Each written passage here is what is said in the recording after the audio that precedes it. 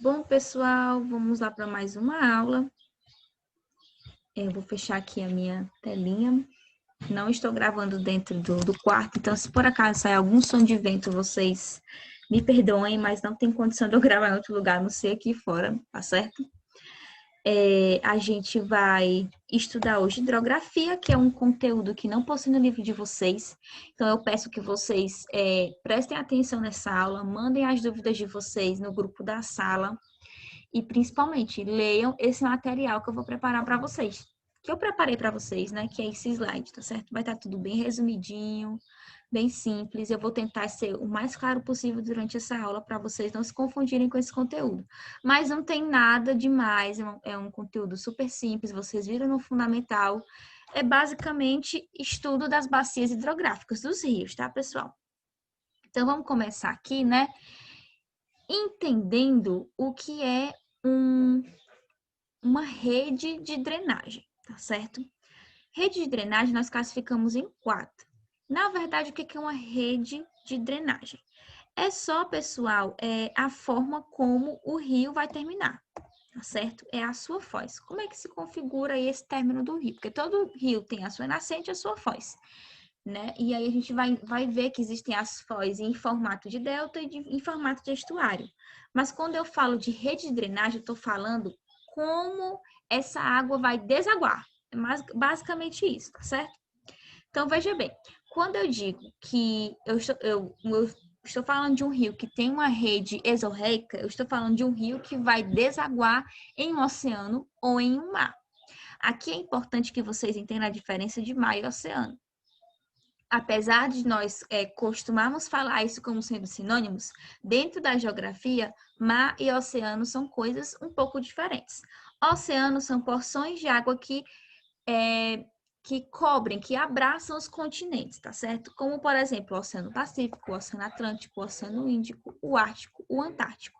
São porções de água, massas de água de grandes proporções que conseguem banhar continentes inteiros, tá certo?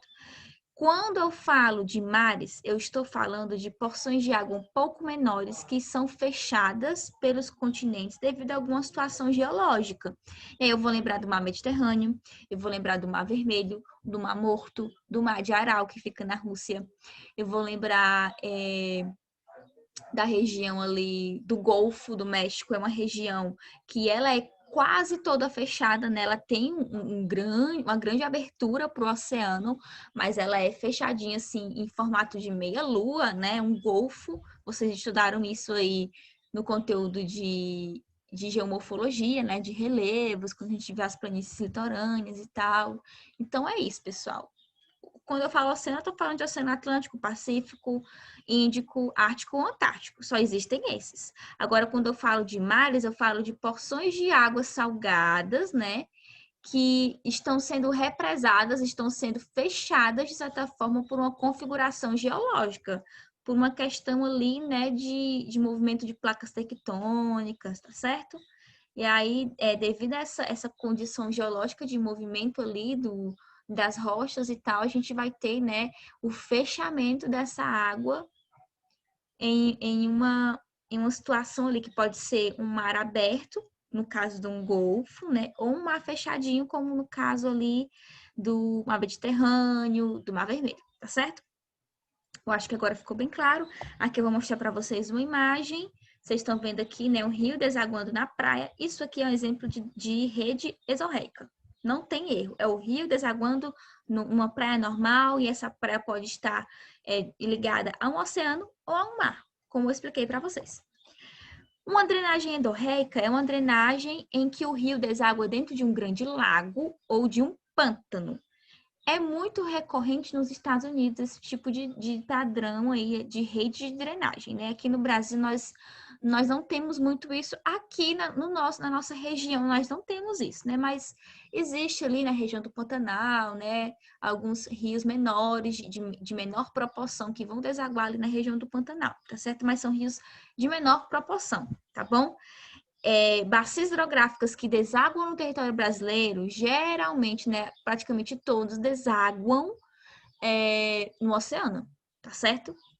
pensar aqui no Rio São Francisco, deságua no oceano, tá certo?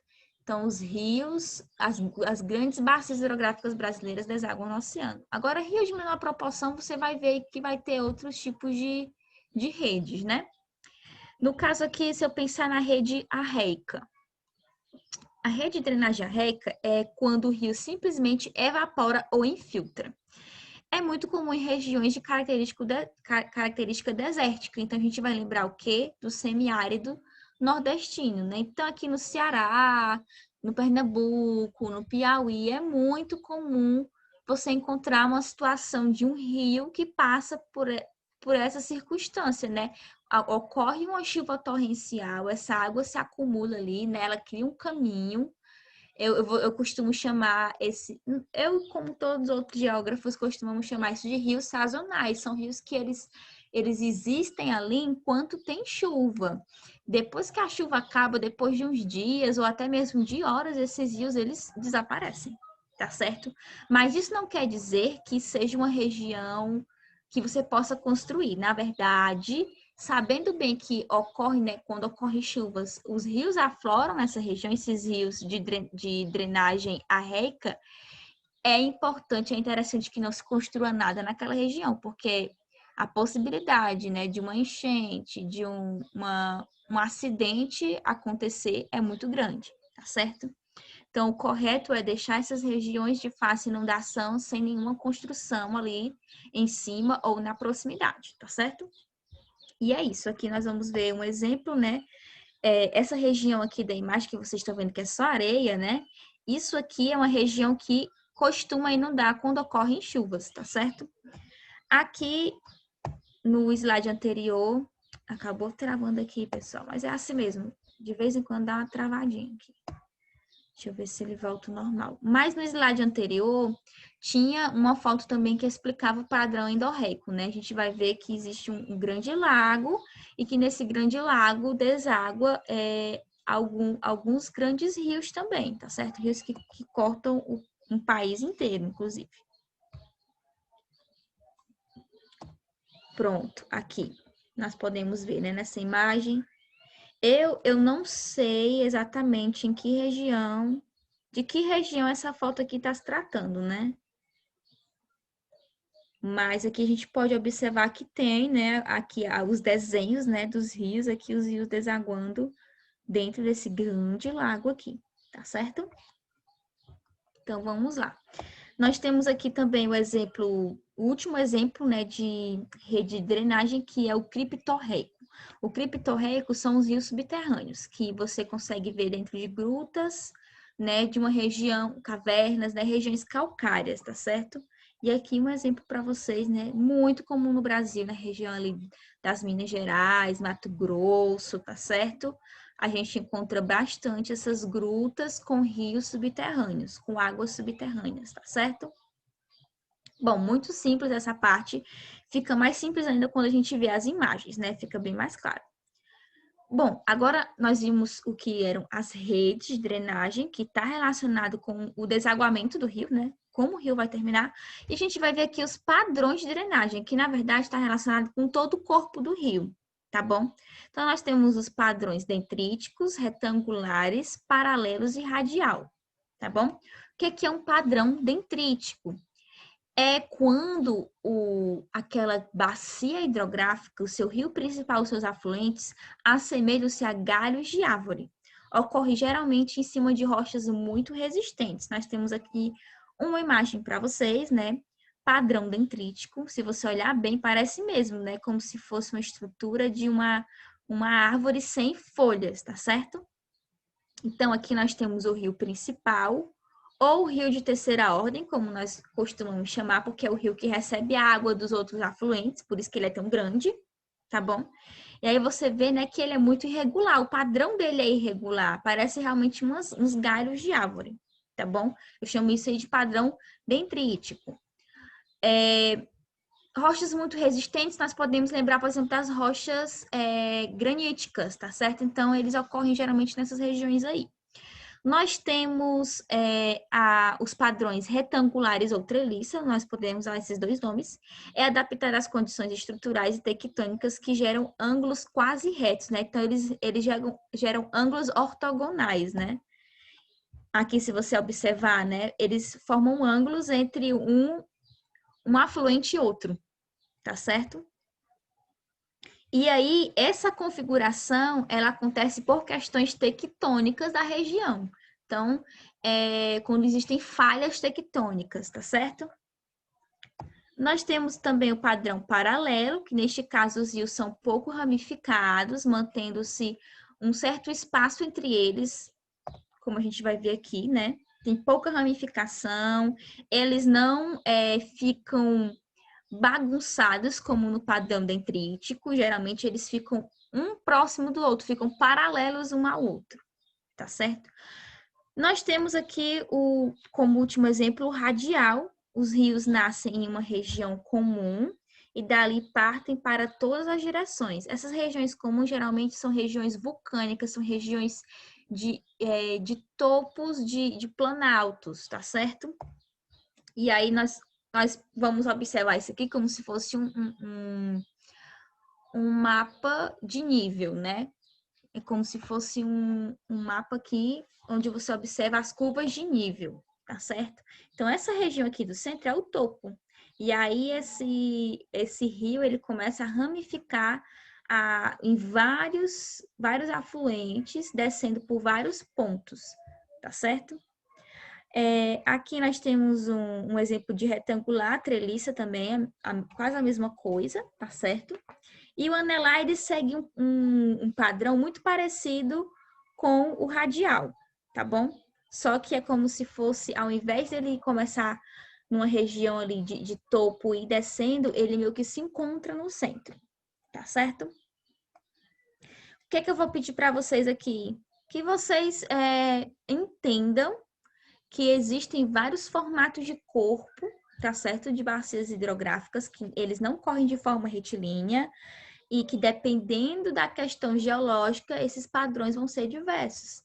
E aí, né, olhando para as imagens, vocês conseguem associar com o que é descrito na explicação do slide anterior, tá certo? Então, não precisam se apavorar e achar que isso aqui é complicado demais, tá certo?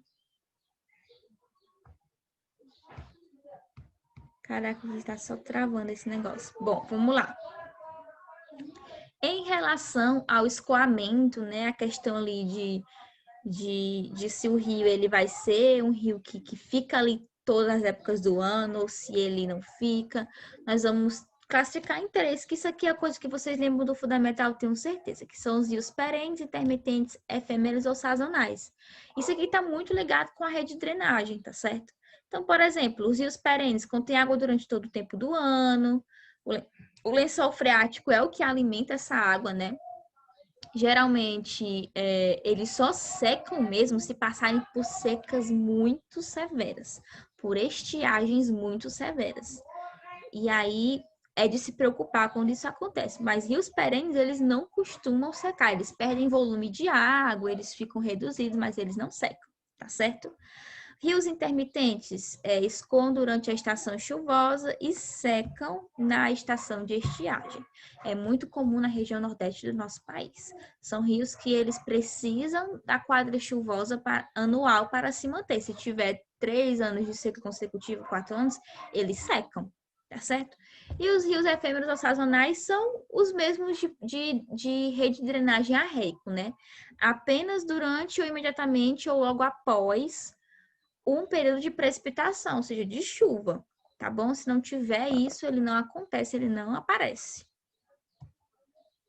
Aqui parece uma folha, tá, pessoal, esse desenho, mas é uma figura para vocês entenderem a hierarquia fluvial.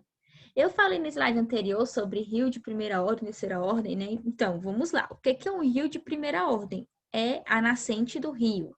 Geralmente são filetinhos de água pequenininhos, né, rasinhos e tudo mais.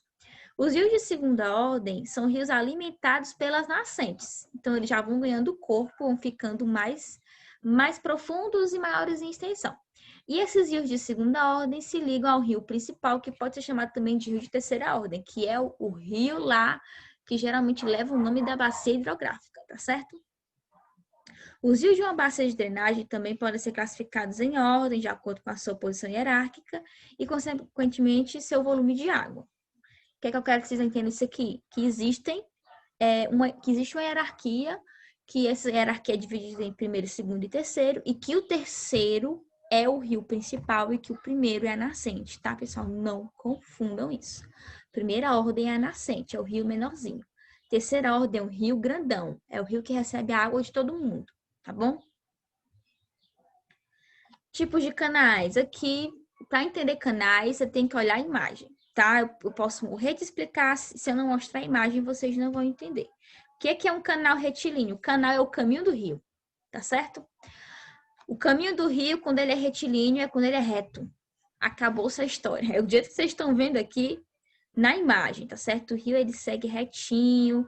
Geralmente, ele se encontra na condição de vale, ou então, na maioria das vezes, condição de vale, né? Ou então, ele não encontra rochas com muita resistência no seu caminho, que facilita com que ele siga o caminho mais reto que ele puder. Não quer dizer que ele vai retinho, retinho, retinho. Quer dizer que ele vai tentar seguir de forma reta o tanto que ele puder. Nós temos os canais meandrantes, que são meandrantes por quê? Porque geralmente estão em regiões de planície, ou seja, regiões baixas e planas. A água não consegue correr, andar com muita força, como no caso do canal retilíneo, porque nos rios de canal retilíneo, geralmente você tem uma nascente na região mais alta, então esse rio ele vai descendo, até chegar na foz dele, ele vai com uma força muito grande. Mas no canal meandrante, geralmente não tem essa força da água. Então, a água ela vai encontrar caminhos mais fáceis de percorrer. Nessa questão de encontrar caminhos mais fáceis de percorrer, ela cria grandes curvas sinuosas, como se fosse um S, tá certo? E essas curvas sinuosas eu chamo de meandros. Por isso, canal meandrante. Essa imagem aqui é da bacia do Amazonas, tá, pessoal? É lá na região do Amazonas, essa imagem. Canal anastomosado. O canal anastomosado, temos exemplo dele na Ilha do Bananal, tá certo? Aqui no Brasil. E o que é um canal anastomosado? É um canal que ele é bem largo, ele é extremamente largo, e no meio dele formam-se ilhas, bancos de areia, tá certo? Então, assim, a Ilha do Bananal, ela fica num canal anastomosado, né? Se não me engano, ela é a maior ilha fluvial do mundo. É a Ilha do Bananal, tá certo? Aqui no Brasil. É uma maior ilha em cima de um rio. Basicamente isso. E aí, vocês podem observar, né? Que esses bancos de areia, eles se formam, tá certo? E tudo isso aqui é o rio. O rio, ele é extremamente largo, ele é extremamente enorme, tá certo? E o canal entrelaçado, ele acontece quando existem muitos obstáculos, muitas rochas de grande porte no caminho do rio, e aí o rio ele vai, e ele não tem força para arrastar aquilo ali. Como ele não tem força para arrastar aquilo ali, ele vai se dividindo em pedacinhos, né? E eles vão ultrapassando os obstáculos e se encontrando, vão se entrelaçando, como mostra aqui a imagem, tá certo? Eu acredito que não tem dificuldade nenhuma em entender isso aqui, né? Canal retilíneo, o rio tenta seguir o mais reto que ele puder. Geralmente a água tem mais força. Canal meandrante são regiões planas e rebaixadas, são regiões de planície. A água não possui muita força na hora de correr, por isso que ela forma essas curvas enormes. Canal anastomosado são rios bem largos, que se formam bancos de areia nesse meio, né, que são pequenas ilhas. E o canal entrelaçado, o rio vai se dividir em ramificaçõezinhas, onde eles encontra e se desencontra, para entrelaçar entre alguma barreira geológica, que pode ser uma grande rocha, algo assim do tipo. Tipos de foz. Nós temos a foz em delta e o estuário. O que é uma foz em delta? Recebe esse nome por causa da semelhança com a letra grega, né, primeiramente, e essa foz é formada por vários defluentes, ou seja, vários canais que vão desaguar. São defluentes, tá certo? A foz em estuário se caracteriza com o rio desaguando de forma direta no canal e a sua dinâmica é bastante influenciada pelas marés. Para quem aqui, vocês que são de Pacajus, vocês não têm essa proximidade tanto com praia, mas para quem já foi na Praia da Caponga, né, na Praia de Águas Belas e na Praia da Barra Nova, aqui em Cascavel, vocês já viram os rios que desaguam nessas praias. E esses rios, eles desaguam em formato de estuário, tá certo? Como é que eu identifico um estuário? O estuário, ele tem um canal único e largo, tá certo? Todo o estuário possui um complexo de mangue, um sistema de mangues. E esse sistema de mangues ele existe devido à influência da maré nessa região de estuário, tá certo? Nessa região de foz. E a região do delta, né? Você vai observar que ele vai se dividir em vários riozinhos pequenos na hora de desembocar no mar praticamente, tá certo? O mais próximo que nós temos aqui do Ceará, de foz em delta, é o delta do Parnaíba. Aqui um mapa que mostra as principais e maiores bacias hidrográficas do mundo. Aqui não tem todas as bacias hidrográficas do mundo, até porque é meio complicado você colocar isso no mapa, mas tem as maiores, tá bom? Em ordem, né? Na verdade, em ordem não, as maiores, começando da América do Norte e terminando na Oceania, porque a maior bacia hidrográfica do mundo é a bacia amazônica, tá certo? A bacia do Nilo já foi considerada a maior do mundo durante muito tempo, até estudarem a do Amazonas e verem que ela realmente era a maior, tá bom? Então, aqui nós vamos ver, né, as bacias principais da América do Norte, a bacia da América do Sul, a da Europa, que nós temos o Danúbio, da África Oriental nós temos o Nigéria, o Congo, o Nilo, né, o famoso Rio Nilo, Rio Eufrates e Tigre, tá bom? Que fica naquela região do Oriente Médio. Nós temos aqui o Rio Volga, que tá ali na região da Rússia. E agora eu vou falar para vocês de forma rápida sobre as bacias hidrográficas do Brasil. Vai parecer muita coisa, mas eu não quero que vocês decorem essas informações, esses dados. Isso aqui é a título de informação, tá certo? Eu quero apenas que vocês saibam quais são as bacias do Brasil, que vocês saibam diferenciar quais são as maiores e as menores, tá bom? E principalmente que a gente conheça as bacias da nossa região, que é a região do Nordeste, tá bom? Considerada a rede hidrográfica mais extensa do mundo, a bacia do Amazonas ocupa uma área de 7 milhões, quer dizer, de quilômetros quadrados, tá certo? Esta área vai desde a nascente nos Andes peruanos até sua foz no Oceano Atlântico. Então, o negócio aí é muito grande, tá certo, pessoal? 64% dessa bacia está em território brasileiro, e o restante vai se distribuir entre Colômbia, Bolívia, Equador. Esses dados vocês podem conferir com mais calma quando baixar o slide. No Brasil, a bacia do Amazonas, ela compreende quais estados? O estado do Acre, Amapá, Amazonas, Rondônia, Roraima, Pará e Mato Grosso. E os principais afluentes dessa bacia são os rios Javari, Purus, Madeira, Tapajós, Xingu, Içá, Pajurá, Negro, Tombretas, Paru e o Jari. E o rio Solimões, que eu esqueci de botar aqui, tá, pessoal? E é isso. Aqui é a Bacia da Amazônia, que informação bem enxuta para vocês, tá certo? Tem muito mais coisa pra gente falar sobre ela, né? Quando a gente for trabalhar o conteúdo de clima, a gente vai ver que tem a questão dos rios flutuantes, que é formado através da transpiração da floresta. E se eu fosse comparar a densidade do rio flutuante que se forma na floresta amazônica é equiparada ao tamanho da própria bacia, né? E esse rio flutuante, que são essas grandes nuvens, elas chovem em basicamente todo o centro-oeste e sudeste do Brasil, né? Abastece ali toda aquela região, tá bom? Existe também um grande aquífero nessa região da Bacia do Amazonas, nós vamos ver lá na frente que aquífero é esse, tá certo? Bacia Tocantins-Araguaia, com uma área total de 964 mil quilômetros quadrados, a Bacia Tocantins-Araguaia ocupa 11% do território nacional. Grande parte está na região centro-oeste dos estados de Goiás, Tocantins, Pará, Maranhão, Mato Grosso, Distrito Federal. Como o próprio nome diz, os dois principais rios quais são Tocantins e Araguaia. O Tocantins nasce no alto de Goiás, cerca de 1.000 metros de altitude. Em seus 2.600 quilômetros, o Araguaia abriga a maior ilha fluvial do mundo, que é a Ilha do Bananal, que eu citei para vocês anteriormente, com 350 quilômetros de comprimento e 80 quilômetros de largura.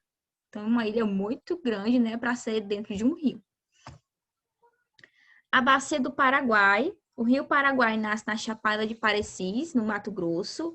Ao longo do seu percurso rumo ao sul, recebe vários afluentes importantes, como Cuiabá, o São Lourenço, Taquari, o Miranda e o Negro.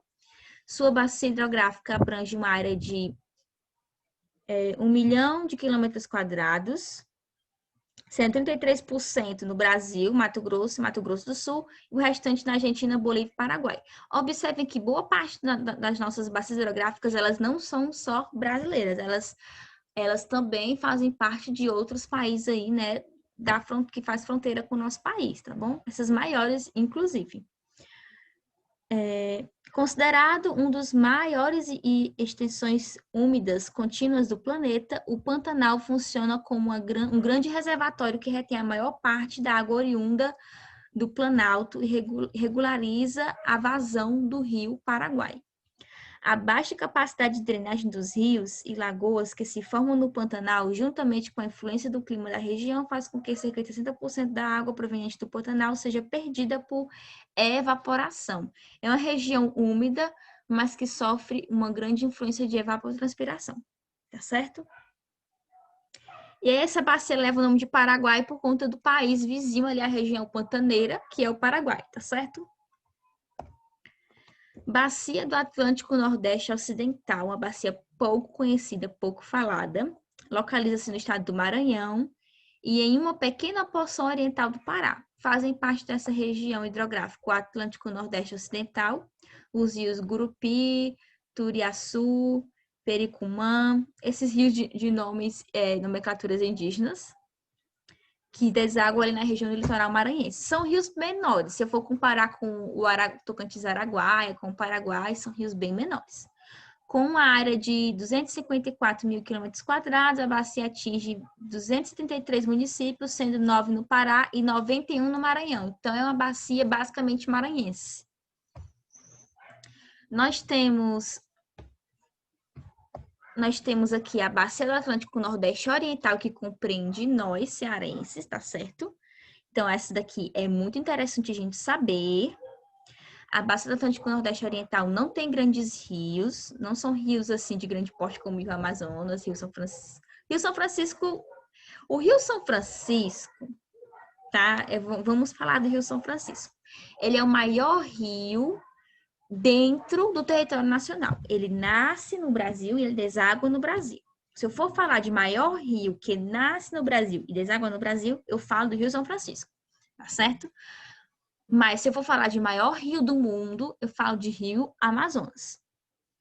Então é bom saber diferenciar uma coisa da outra. E por isso, né, por não ter muito grandes rios, né, com grande proporção, apresenta baixa disponibilidade de água em relação à demanda local, principalmente em período de estiagem, né? Quais são os estados que vão compreender essa bacia do Atlântico Nordeste Oriental? Ceará, Rio Grande do Norte, Paraíba, Pernambuco, tá bom? São os estados que vão compreender essa bacia. E aí o São Francisco, ele passa por Pernambuco. O Ceará não tem nada a ver com o Rio São Francisco, a não ser a questão da transposição das águas que começou a ser feita e foi encerrada, se eu não me engano, ano passado. Tá certo? Vamos ver aqui quais são alguns rios que ocorrem na nossa região. Na nossa região aqui, Nordeste Oriental, tá? Nós temos o rio Capibaribe, ou nome difícil de falar, o rio Paraíba, o rio Jaguaribe e o rio Acaraú, tá certo? Jaguaribe e rio Acaraú são rios que desaguam no litoral cearense, tá certo? O litoral de Alagoas inclui o delta do rio São Francisco, compartilhado com Sergipe, e o complexo estuarino lagunar Mundaú. também, que eu não conheço, inclusive, tá? Para deixar bem claro para vocês. Bacia do Paraná. A região onde está localizada a Bacia do Paraná é de grande importância para o país e tem o maior desenvolvimento econômico do país e atinge 32% da população brasileira. Vamos entender aqui quais são os rios que compreendem a Bacia do Paraná. Nós temos aqui, né, 6 grandes rios. O Rio Grande, Iguaçu, Paranaíba, Paranapanema, Paraná e o famoso Rio Tietê, né, que a gente conhece ele por ser muito poluído, inclusive, né? Não é uma forma muito legal do Rio Tietê, tá certo?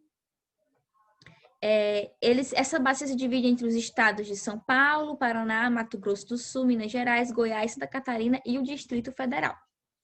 A Bacia do Paraná também é a que possui a maior capacidade de produção, sendo, né, quase 60% do total nacional, e a demanda é de 75% do consumo nacional. Então, se eu for pegar aqui a densidade populacional do Brasil, né, o maior consumo de água está relacionado à Bacia do Paraná. A Bacia do Parnaíba é uma bacia pequena, tá certo? Ocupa 99% do território do Piauí, 19% do Maranhão e 10% do Ceará. Aí é importante lembrar que a região, né, da Parnaíba, ela pertencia ao Ceará anteriormente por uma questão uma questão política, que é mais interessante nas aulas de história, né, ser falado, mas eu posso discutir com vocês isso depois. Foi trocado o Sertão dos Inhamuns por Parnaíba, tá certo? E aí o Piauí, que não tinha litoral, não tinha nenhum tipo de praia, recebeu Parnaíba, que pertencia ao Ceará anteriormente, tá certo? E aí, pessoal, no Piauí, a água subterrânea representa a principal fonte de abastecimento. Como eu falei para vocês, né? O Piauí não tem praia, o Piauí é uma região muito seca, que sofre também com a questão do clima semiárido. E aí, se não for o rio Parnaíba, que é o que abastece basicamente o estado, e as águas subterrâneas, Piauí sofreria muito mais com a questão da falta de água, com a escassez de água. Parte da bacia do Parnaíba é marcado por um elevado índice de pobreza e a proporção da população que se encontra em zonas rurais de 40%, enquanto a média nacional é de 18%, né? Então, você vai ter muitas pessoas que vivem nas proximidades do rio e que sobrevivem da agricultura de subsistência, né? Agricultura familiar, aquela agricultura pequena que provê a existência daquela família e que quando há excedentes, essa família vende, né, em feiras pequenas e tudo mais, assim, o que é produzido, tá certo? Nessa região, a utilização média de água por hectare é superior à média do Brasil.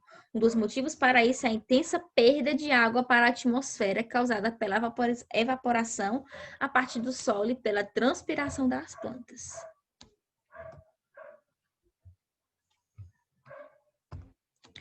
A Bacia do São Francisco. A Bacia do São Francisco é uma bacia que possui hidrelétrica, a hidrelétrica de Paulo Afonso, tá certo? Ela tem uma importância econômica e histórica muito grande para o nosso país, tá bom? Ao todo, são 168 afluentes nessa bacia, dos quais 99 constantes e 69 intermitentes. Ou seja, 69 dependem, né, da quadra chuvosa para se manter, tá certo? Os estados que vão compreender a bacia do Rio São Francisco: Minas Gerais, onde tem a nascente do São Francisco, Distrito Federal, Goiás, Bahia, Pernambuco, Alagoas e Sergipe. Mais alguma outra informação aqui importante? São 33 usinas em operação lá no Rio São Francisco, né, usinas hidrelétricas. Além disso, as barragens também são usadas para abastecimento, lazer e principalmente irrigação. Muito da água do São Francisco é tirada para a produção da agropecuária, tá certo?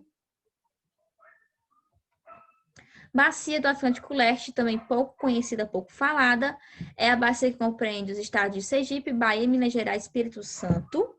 Atinge apenas 526 cidades, né, município, e alguns pequenos núcleos urbanos. Então, é uma bacia muito pequena, não tem muita coisa para falar. Os rios principais são Paraguaçu, Contas, Salinas, Pardo. tá certo? E é isso, né? Não tem muito o que se falar, corresponde a apenas 8% do país, nosso território. Então, é uma bacia muito pequena. A bacia do Atlântico Sudeste, região mais populosa do país. O Sudeste também possui o maior polo econômico e industrial do país. Por isso, a região hidrográfica do Atlântico Sudeste, distribuída pelos estados do Espírito Santo, Minas, Rio de Janeiro e São Paulo, e um pouco do litoral do Paraná, possui grande importância no cenário econômico, né? Então, assim, a bacia do Atlântico Sudeste, ela meio que em questões econômicas, é tão importante quanto a bacia do Paraná, tá certo? Aqui nós temos alguns rios que não são tão conhecidos por nós, né? O Rio São Mateus, Santa Maria, Reis Magos. É um tipo de geografia que não é muito da nossa familiaridade, né? Falando assim abertamente. Por ser a mais populosa e industrializada, a região tem uma grande demanda de água. Então, 10% do total nacional é tirado de lá, sendo 41% desses 10% de consumo da população nacional, né? 41% é para a área urbana e 15% para a industrial. A Bacia do Atlântico Sul tem início na divisa dos estados de São Paulo e Paraná e se estende até o Arroio Chuí, no extremo sul do país. A região do Chuí existem, né, os 4 pontos mais extremos do território brasileiro. O Chuí é o extremo sul do nosso país, tá certo? Com uma área total de 185 mil quilômetros quadrados, corresponde a 2% do país. A região abrange parte do estado do Paraná, Santa Catarina e Rio Grande do Sul. Então, é uma configuração muito pequenininha também, tá certo? E aí vocês vão ler, né, quais são os rios principais dessa região, posteriormente. O Rio Paraguai, né, a Bacia do Paraguai, é uma bacia que tem 2.200 quilômetros quadrados, quer dizer, 2.200 quilômetros só de extensão. O Rio Uruguai nasce na junção dos rios Pelotas e Peixe e segue em direção ao oeste, dividindo os estados do Rio Grande do Sul e Santa Catarina. Em seu caminho, ele também se une com o rio Pipera-Iguaçu, servindo de fronteira entre Brasil e Argentina. Seguindo na direção sudoeste, o Uruguai se une com o rio Quaraí, que é limite do Brasil com o Uruguai. E daí toma a direção sul, passando a dividir a Argentina e o Uruguai até a sua foz. Então, é um rio muito importante na questão de divisa na questão de fronteiras, né? Ele divide aí 3 países, tá, pessoal? A região hidrográfica do Uruguai tem grande importância para o país, pois atende a agroindústria e tem grande potencial hidrelétrico. Junto com as regiões hidrográficas do Paraná e Paraguai, ela forma a grande bacia do Prata. Então, quando você ouvir falar da bacia do Prata, eu estou falando da junção da bacia do Uruguai com a bacia do Paraná, tá certo? A bacia do Uruguai se divide entre os estados do Rio Grande do Sul e Santa Catarina, e sua área total é de 385 mil quilômetros quadrados, sendo 45% território nacional. A bacia, certo? Veja bem, que aqui em cima nós temos a informação que o rio, que no caso é o rio principal, tem 2.200 quilômetros de extensão, mas a bacia como um todo tem 385 quilômetros quadrados, ok? Então, vamos diferenciar que a extensão do rio principal é a extensão da bacia hidrográfica. Até eu tive uma confusãozinha aqui no começo. Agora a gente vai ver um mapinha para finalizar. Né? Aqui vocês estão observando todas as bacias do nosso país, tá certo?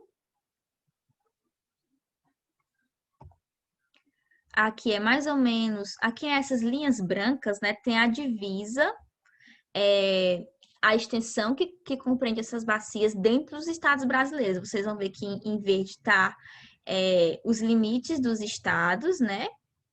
E em branco vai estar mostrando aqui os limites dessas bacias dentro desses estados, para vocês poderem ter noção, né, até onde vai cada bacia em cada estado brasileiro, certo? E aqui, por último, né, para finalizar, as principais bacias, os principais aquíferos do nosso país, nós temos de 2 aqui mais importantes, que é o aquífero Alter do Chão e o aquífero Guarani. Apesar de aqui no mapa tá parecendo que Guarani é o maior, é importante lembrar, pessoal, que na cartografia existem as distorções cartográficas, né? Então, geralmente, quanto mais próximo do Equador, alguns tipos de distorção, né, fazem com que os territórios fiquem menores, tá certo?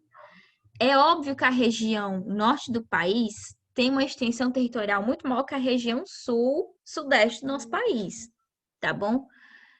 Não é à toa, né, que a gente está vendo aqui que a capacidade desse aquífero Alter do Chão é de 86 mil quilômetros, ocupa, tá, 100% dele é no território brasileiro e é considerado maior do mundo, tá certo?